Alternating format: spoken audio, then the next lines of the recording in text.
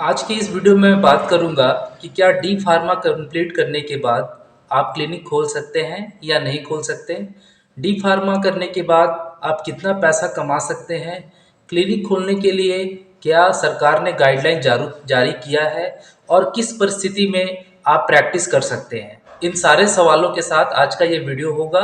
स्वागत है आपका अपने YouTube चैनल फार्मेसी ज्ञान पर। इस चैनल पे आपको एक अच्छा फार्मासिस्ट बनाने के लिए सारी प्रकार की मदद मैं प्रोवाइड कराता हूँ, जिससे कि आपको सही इन्फॉर्मेशन मिले और साथ ही साथ diploma in pharmacy first year second year में अच्छे नंबरों से कैसे पास हो, उसके लिए सारी प्रकार की मदद, जिससे कि आप प्रैक्टिस करके अपने एग्ज़ाम में अच्छा कर सकें।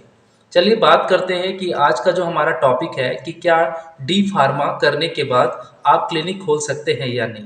लेकिन उससे पहले मैं कुछ आपको बताना चाहूँगा कि अधिकतर लोगों के मन में ये गलतफहमी होती है कि फार्मासिस्ट बन जाएंगे तो ज़्यादा पैसा कमाएंगे। फिर वो सोचते हैं कि चलो अगर हम नर्स का कोर्स कर लेते हैं तो ज़्यादा पैसा कमाएंगे। फिर सोचते हैं कि नर्स के कोर्स में भी ज़्यादा पैसा नहीं है, लैब टेक्नीशियन का कोर्स कर लेते हैं तो उसमें ज़्यादा पैसा कमाएंगे। इस तरह से उन अपने सवालों में उलझे रहते हैं। जबकि अगर आप किसी भी एक फील्ड में बहुत ज़्यादा मेहनत करें तो आप पैसे की तो उम्मीद छोड़ दीजिए, आपको इज्जत इतना मिलेगा और इज्जत के साथ साथ आप पैसा भी कमाएंगे।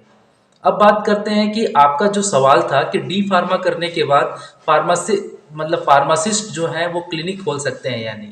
तो आपका जो डी फार्मा का कोर्स है वो 2 साल का कोर्स होता है और इसमें 3 महीने की हॉस्पिटल ट्रेनिंग होती है। उस हॉस्पिटल ट्रेनिंग में आपको ये बताया जाता है कि आप दवाइयों का पर्चा कैसे पढ़ना सीखेंगे, क्योंकि आपको जानकर आश्चर्य होगा कि इंडिया में मात्र 20% ऐसे लोग हैं जो इंग्लिश पढ़ना और लिखना जानते हैं और मात्र 4% ऐसे लोग हैं जो लैटिन भाषा समझते हैं। अब लैटिन भाषा से कहने का मतलब है कि जो दवाइयाँ हमारी लिखी रहती हैं, जो उसमें सुझाव लिखे रहते हैं, वो लैटिन भाषा में लिखे रहते हैं।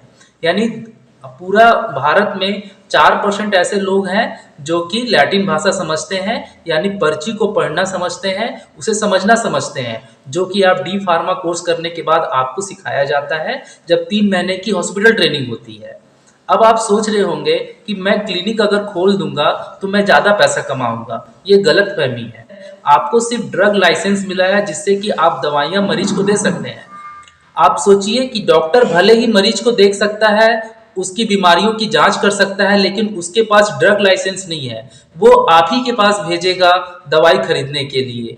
तो अगर आपके पास एक अच्छा नॉलेज है, आप डॉक्टर की पर्ची को पढ़ने में अपना स्किल अच्छी तरह से अपने निखारे हुए हैं, आपको अच्छे से पढ़ना आता है, तो आप आराम से महीने के 30 से 40 हज़ार रुपये मिनिमम कमा सकते हैं और मैक्सिमम आप 1 लाख रुपए से ऊपर कमा सकते हैं। तो कुछ लोग बोलते हैं कि डी फार्मा करने के बाद CMS ED का कोर्स कर लेते हैं तो आपको क्लिनिक खोलने की परमिशन मिल जाएगी। नहीं, कभी भी आपके ऊपर में कार्रवाई हो सकती है। तो डी फार्मा का प्रैक्टिस जो रेगुलेशन है 2015, वो आपको ये बोलता है कि आप जो है दवा को मरीज को दे सकते हैं पर्ची को पढ़ करके और मरीज की काउंसलिंग कर सकते हैं।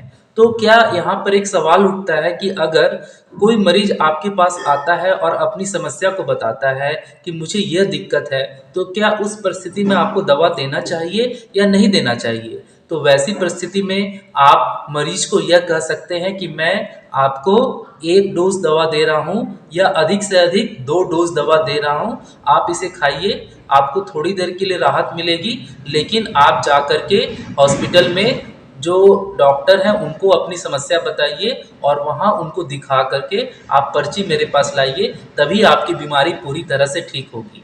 अगर आप ऐसा करते हैं तो इससे भरोसा बनेगा मरीज के ऊपर में कि हाँ, जिससे मैं दवा ले रहा हूँ वो सही तरीके से दवा बेच रहा है और इसके पास नॉलेज है। और आपको तो मैंने बताया कि भारत में मात्र 20% लोग ही इंग्लिश समझते हैं और पढ़ते हैं, यानी बहुत बड़ी संख्या है जो ये नहीं जानती है कि उनको दवा कैसे लेना है, किस तरह से लेना है, खाना खाने के बाद लेना है या खाली पेट लेना है, या किस तरह का भोजन करना है दवा लेने के साथ साथ में। अगर आप ये सब काम बहुत बखूबी से करते हैं तो आप ये मत समझिए कि डिस्काउंट देंगे तभी आप ही के पास पेशेंट आएंगे। आपका भरोसा अगर बन गया, मरीज का भरोसा बन गया आपके ऊपर में, तो वो आप ही की दवा दुकान से दवाइयाँ खरीदेगा। तो इस बात को रखिए, अपने अंदर नॉलेज को बढ़ाइए और इस तरह के क्वेश्चन में मत रहिए कि मुझे क्लिनिक ही खोलना है। क्लिनिक अगर खोलना है तो उसके लिए एमबीबीएस कोर्स है।